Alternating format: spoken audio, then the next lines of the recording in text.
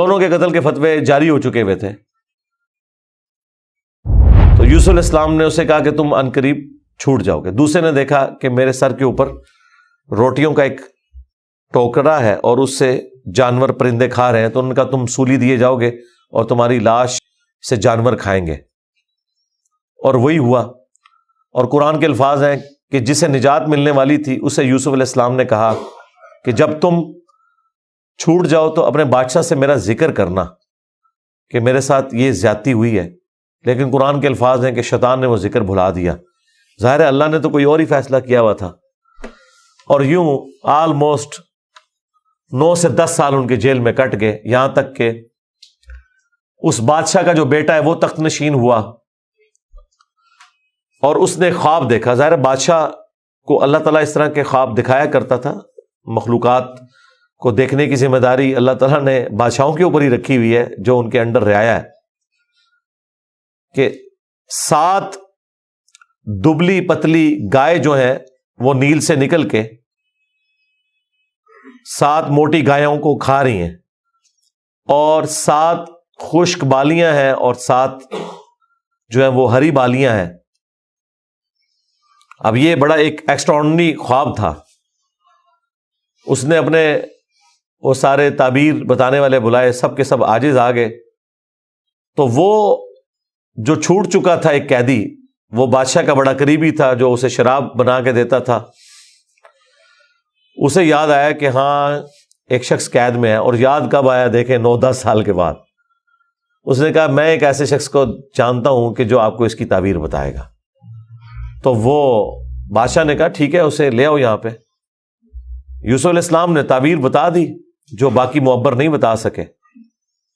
بادشاہ کو بھی لگا یہ تعبیر اسی طریقے سے ہے کہ 7 خوشحالی کے سال آئیں گے اور اس کے بعد 7 سال آئیں گے 7 ایئرز قحط سالی کے, جس میں آپ یہ والا غلہ جو سٹور کیا ہوگا وہ استعمال کریں گے, اور پھر اس کے بعد بارش ہوگی. 7 سال تک بارش نہیں ہوگی, اور ان 7 سالوں کے لیے آپ نے اپنی وہ والی گندم سنبھال کے رکھنی ہے جو ان خوشحالی کے 7 سالوں میں خوب پیداوار ہوگی.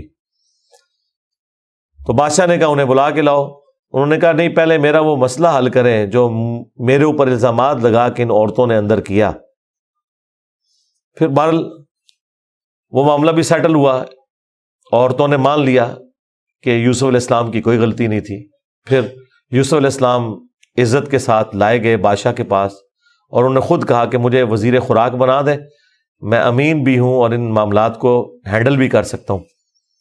پھر انہوں نے جس طریقے سے ان معاملات کو ہینڈل کیا اور کہا کہ آپ نے گندم کے دانوں کو بالیوں سے باہر نہیں نکالنا. یہ سٹوریج کا طریقہ بھی یوسف علیہ السلام کو اللہ تعالیٰ نے سکھایا. یوں گندم خراب نہیں ہوتی, سال ہر سال آپ استعمال کر سکتے ہیں. آج بھی گندم اسی طریقے سے سٹور ہوتی ہے. اب وہ قحط سالی صرف مصر تک نہیں تھی, شام تک بھی پھیل چکی تھی. اور وہی بھائی بالآخر گندم کی تلاش میں مصر آئے. انہیں تو پتہ ہی نہیں تھا کہ ان کا بھائی یہاں کا بے تاج بادشاہ بن چکا ہے.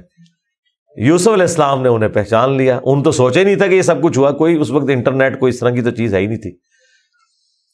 تو یوسف علیہ السلام نے انہیں غلہ دیا اونٹ بھر کے, اور جاتے ہوئے خادمین کو کہا کہ ان کی جمع پونجی بھی آپ نے ان کے اسی سامان کے اندر رکھ دینی ہے تاکہ یہ متاثر ہوں اور اگلی دفعہ پھر آئیں. اور پھر ان سے انٹرویو کیا تو انہوں نے کہا ہمارے تو اس طرح بھائی ہیں, ایک بھائی ہے وہ ہمارے والد صاحب تو اس کو اپنے سے جدا نہیں ہونے دیتے, اس کے اندر وہ اپنے اس بیٹے کو تلاش کرتے ہیں جسے بھیڑیا کھا گیا تھا, اور وہ بیٹا سامنے تھا. یوسف علیہ السلام کے بارے میں اللہ تعالیٰ فرماتا ہے کہ یوسف علیہ السلام یہ باتیں سن رہے تھے اور دل ہی دل میں کہہ رہے تھے کہ تم ظالم ہو, لیکن اللہ کی طرف سے اجازت نہیں تھی. ان کا اچھا پھر تم دیکھ رہے ہو اس بھائی کا بھی سامان میں تمہیں دیتا ہوں, اگلی بار اس بھائی کو سال لے کے آؤ گے ورنہ میں تمہیں سامان نہیں دوں گا. ظاہر کسی بہانے سے تو بلانا تھا نا. اور واپس جب پہنچے انہوں نے دیکھا یہ تو اتنا فیاض بادشاہ ہے, اس نے تو ہماری وہ جمع پونجی جو بھی تھا, کوئی کاٹن لے کے گئے تھے, یا اس وقت تو بارٹر سسٹم ہوتا تھا نا, وہ واپس کر دی ہے. تو اپنے والد سے کہا کہ آپ اپنا وہ بیٹا بھی بھیجیں, وہ تو بڑا اچھا بادشاہ ہے. تو ان کا نا ایک دفعہ تم اسی کے بھائی کو لے گئے تھے, وہ واپس نہیں آیا, اس کو تو میں اب الگ نہیں کروں گا. ان کا ابا جی پھر بھوکے ہی مریں گے. آپ کون سے شیخ عبد القادر جیلانی ہے کہ آپ نگاہ مار کے یہ کچھ کر لیں گے؟ ہاں تو اور کیا, گندم کے لیے انبیاء, ان کی اولادیں. اور یہ تو ہمیں سکھاتے ہیں کہ جی بڑے سے بڑا غوث قطب ابدال کسی صحابی کے پاؤں کی خاک بلکہ گھوڑے کے قدموں کی خاک نہیں ہے. تو قرآن میں تو کچھ اور ہی مل رہا ہے. اب بڑی فاقے آ جائیں گے, کیا کریں؟ ان کا ٹھیک ہے, بس دوسرا بھی اب دیتا ہوں. اور پھر اس میں انہوں نے ایک جملہ بولا کہ قریب ہے کہ اللہ تعالیٰ مجھے میرا یوسف بھی واپس کر دے. انہیں پتا چل گیا کہ ابھی بھی میری آزمائش باقی ہے. میں نے یوسف کو بنیامین میں تلاش کرنا شروع کر دیا تھا, ابھی بھی وہ والی کامل توحید جو اللہ کو ریکوائرڈ ہے نا, جو پیغمبر سے ریکوائرڈ ہے, ایکسٹرا آرڈنری, والذین آمنوا اشد حبا للہ, اس کا بھی اعلیٰ ترین درجہ.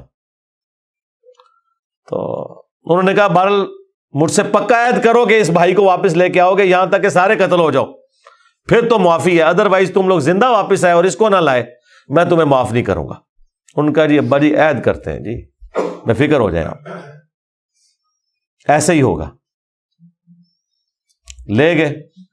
اب وہاں تو یوسف علیہ السلام نے پلان کیا تھا, جاتے ہی انہوں نے بنیامین کو تو اپنے پاس بلا کے کہا کہ میں تیرا وہ گم شدہ بھائی یوسف ہوں, بلکہ ان کی نظر میں تو وہ سمجھ لیں فوت ہی ہو چکے تھے. اور کہا کہ اپنے بھائیوں کو نہیں بتانا تم نے, میں ایک طریقے سے تمہیں یہاں روکوں گا کیونکہ بادشاہ کے قانون میں تمہیں روک نہیں سکتا. تو اس کے لیے قرآن میں الفاظ ہیں کذالک کدنا لیوسف, ہم نے یوسف کو یہ تدبیر سکھائی تھی, ایک ہیلا سکھایا کہ وہ بادشاہ کا ایک قیمتی پیالہ تھا جو بنیامین کے سامان میں انہوں نے واپسی پہ رکھوا دیا, اور جب وہ واپس جانے لگے تو پیچھے سے آواز لگائی گئی قافلے والوں تم چور ہو. اور یوسف علیہ السلام کو پتا تھا کہ بنی اسرائیل میں چوری کی سزا یہ ہے کہ وہ شخص پھر غلام بن جاتا ہے جس کی اس نے چوری کی ہوتی ہے. ان کا بتاؤ اگر کوئی چور نکلا, ان کا جی جس کے سامان میں نکلا وہ آپ رکھیں اس بندے کو. تو انہوں نے مختلف جگہ سے شروع کیا, بنیامین سے سٹارٹ نہیں کیا ورنہ تو پلان ڈسکلوز ہو جاتا. الٹیمیٹلی بنیامین کے سامان میں سے نکلا. تو انہوں نے کہا ہاں اس کا بھائی بھی اسی طرح چور تھا, اندازہ کریں ہر جگہ وہ ٹھونگ مارتے سن نال نال. تو اچھا یہ پھر ایران والوں نے اس فلم میں کھولا ہے کہ وہ کس چوری کی طرف اشارہ کر رہے تھے. وہ یوسف علیہ السلام سے ان کی پھوپھی بڑی محبت کرتی تھی, وہ لے گئی تھی اور وہ ان کو اپنے پاس رکھنا چاہتی تھی. تو انہوں نے کہا کہ میرا فلاں قیمتی کپڑا جو ہے وہ چوری ہو گیا, حالانکہ وہ چوری نہیں ہوا تھا, اور وہ یوسف علیہ السلام کے سامان سے انہوں نے ریٹریو کیا, اور اس کے بدلے میں یعقوب علیہ السلام کو کچھ عرصہ اپنے اس بیٹے کو اپنی بہن کے پاس چھوڑنا پڑا. تو یہ ان کو کلک کر گیا آئیڈیا, یہی والا آئیڈیا انہوں نے اپنے بھائیوں کے اوپر بھی اپلائی کیا, اور ان کے بھائیوں کا بھی اشارہ اسی طرف تھا کہ اس نے تو بچپن میں اس کا بڑا بھائی بھی چور تھا, حالانکہ اس نے چوری نہیں کی ہوئی تھی, نہ ادھر چوری والا معاملہ تھا. بہرحال ان میں سے ایک بھائی نے کہا بھائی میں تو اب واپس نہیں جاؤں گا, میں تو ابے سے عہد کر کے آیا ہوں کہ بھائی میں تو اپنے بھائی کی یاد میں ادھر ہی رہوں گا جب تک کہ کوئی معاملہ نہ ہو. تم لوگ جاؤ نا ذرا اور جا کے ابا جی کو ساری صورتحال بتاؤ, اور بتاؤ کہ تمہارا یہ بیٹا چور نکلا ہے اور ہم لاکھ قسمیں کھائیں آپ نے ماننا نہیں ہے. تو وہ چلے گئے واپس. پھر حضرت یعقوب علیہ السلام نے ایک خط روانہ کیا, ریکویسٹ بھیجی عزیز مصر کو. انہیں تو نہیں پتا تھا کہ ان کا بیٹا ہی ہے, اور وہ بڑے دردناک انداز میں انہوں نے اس فلم میں فلمایا ہے. الٹیمیٹلی جب وہ اگلی دفعہ واپس آئے, انہوں نے کہا ہمارے ابا جی تو پہلے ہی نابینا ہو چکے ہیں, اب یہ 2 جدائیاں کیسے برداشت کریں گے, آپ رحم کریں, ہم پہ ترس کھائیں. پھر یوسف علیہ السلام نے کہا کہ تمہیں یہ ساری باتیں اس وقت نہیں یاد آئی, تمہیں یاد نہیں تم نے اپنے بھائی کے ساتھ کیا کیا تھا. تو وہ جب سٹوری انہوں نے بیان کرنی شروع کی تو انہیں پتا چل گیا کہ یہ وہی یوسف ہے. انہوں نے پوچھا آپ یوسف ہیں؟ ان کا ہاں, دیکھو اللہ نے مجھے کیا کچھ عطا کیا ہے. اور انہوں نے کہا کہ ہمیں معاف کر دیں. انہوں نے کہا لا تثریب علیکم اليوم, آج کوئی گرفت نہیں ہے, شیطان نے یہ ہمارے درمیان جدائی ڈالی تھی. کیونکہ اتنے بڑے منصب تک پہنچنے کے لیے تکلیف بھی تو کاٹنی پڑتی ہے نا. حسین بننا کوئی سوکھا تو نہیں ہے, جنتی نوجوانوں کا سردار بننا ہے تو پھر قربانی تو دینی پڑے گی, اور انبیاء کو یہ پتا ہوتا ہے کہ قربانی سے گزر کے ہی آپ مقام حاصل کرتے ہیں. انہوں نے کہا کہ یہ میری قمیص لے جاؤ, اللہ تعالیٰ نے وحی کے ذریعے مجھے بتائی ہے یہ بات, جا کے میرے والد کی آنکھوں پہ ملو، اللہ تعالیٰ ان کی بینائی کو واپس کرے گا۔ اور یوں وہاں سے ایک قاصد نکلا، وہ کرتا لے کے، یوسف علیہ السلام کا قرآن کے الفاظ ہیں، حضرت یعقوب علیہ السلام کہتے ہیں کہ اگر تم مجھے مفند نہ سمجھو، وہی المحند اور المفند قرآن میں الفاظ ہیں یہ، یعنی یہ نہ سمجھو کہ میرا دماغ سٹھیا گیا ہے، تو مجھے تو یوسف کی خوشبو آ رہی ہے۔ اچھا، یوسف کی خوشبو اس وقت نہیں آئی جب وہ بک کے جا رہے تھے، کیونکہ اللہ تعالیٰ نے پردہ ڈالا تھا، ادھر اللہ نے یوسف کی خوشبو، بہرحال وہی بشارت لے کے آیا، آنکھوں کو لگائی، بینائی واپس آ گئی، اور ساتھ خط آیا کہ اب آپ واپس آئیں، یہاں پہ میرے پاس آ جائیں اور بنی اسرائیل کو شفٹ کریں۔ وہ سارے ود فیملی وہاں شفٹ ہوئے۔ وہاں یوسف علیہ السلام آل نال تھے، انہوں نے ایک قطعہ زمین ان کو دیا، اور یوں بنی اسرائیل وہاں پہ آباد ہو گئے، اور پھر حکومتی لیول پہ رہے، یہاں تک کہ وہاں پہ ایک نیشنل موومنٹ غالب آئی اور ان کو غلام بنا لیا گیا، جو کسی زمانے میں بادشاہت انجوائے کر رہے تھے۔ اور پھر ان غلاموں میں اللہ تعالیٰ نے حضرت موسیٰ علیہ السلام کو مبعوث کیا اور فرعونیوں سے نجات دلوائی، ایک منجی اور ہادی بنا کے۔ اور پھر وہ جاتے ہوئے المستدل الحاکم میں آتا ہے، یوسف علیہ السلام نے وصیت کی تھی کہ جب کبھی بنی اسرائیل یہاں سے شفٹ ہو تو میری لاش بھی لے جانی ہے۔ پھر وہ لاش بھی لے گئے، اس پہ میری تفصیلی ویڈیو ریکارڈ ہے، آپ یوٹیوب پہ دیکھ سکتے ہیں۔ یہ پورے کا پورا ایک معاملہ تھا، اور پھر وہ آخر میں وہی ہوا کہ سجدہ تعظیمی کیا یوسف علیہ السلام کو ان کے بھائیوں نے اور ماں باپ نے۔ ان زمانوں میں سجدہ تعظیمی جائز تھا، جس طرح کہ آدم علیہ السلام کو فرشتوں نے کیا، اور اس امت میں حرام ہو گیا۔ ابو داؤد میں اور ترمذی میں حدیث ہے کہ اگر میں سجدہ تعظیمی جائز سمجھتا تو بیویوں سے کہتا کہ اپنے خامدوں کو کریں اس حق کے سبب۔ ابو داؤد میں تو الفاظ ہیں، ایک صحابی نے حضور کو سجدہ کیا، آپ نے فرمایا سر اٹھا کیا کر رہا ہے؟ جب میں فوت ہو جاؤں گا تم میری قبر سے گزرو گے تو کیا مجھے سجدہ کرو گے؟ انہوں نے کہا نہیں یا رسول اللہ۔ فرمایا مجھے کیوں سجدہ کر رہے ہو؟ اگر میں سجدہ جائز سمجھتا تو بیویوں سے کہتا کہ اپنے خامدوں کو کریں۔ اور یہ سجدہ تعظیمی، سجدہ عبادت ہمیشہ سے اللہ کے لیے رہا ہے۔ جبرائیل علیہ السلام نے حضرت آدم کو سجدہ عبادت نہیں کیا، سجدہ تعظیمی تھا۔